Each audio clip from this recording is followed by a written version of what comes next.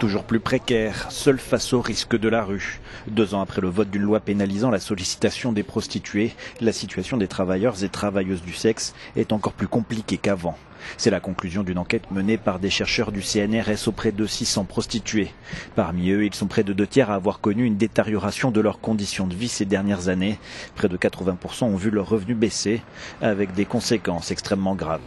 Dans les faits, ce que ça produit surtout, c'est que ça donne plus de pouvoir de négociation aux clients, que c'est plus difficile d'imposer le port du préservatif, que les prix ont baissé, et que du coup, il y a plus d'agression aussi, puisqu'on est obligé de prendre plus de risques, de se déplacer dans des endroits plus dangereux, on a moins de temps pour sélectionner les clients. Globalement, je vois vraiment pas ce qu'il y a de positif à cette loi.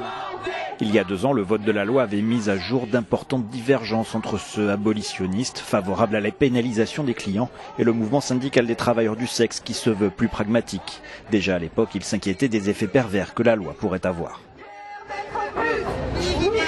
L'esprit réel des gens qui défendaient cette loi, c'était surtout d'imposer une norme symbolique et de dire la prostitution c'est mal.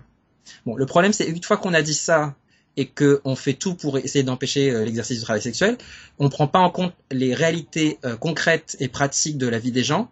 Quant au parcours de sortie de la prostitution qui prévoit d'aider financièrement celles et ceux qui souhaitent arrêter, selon l'enquête, seule une 50aine de personnes en auraient profité jusque-là.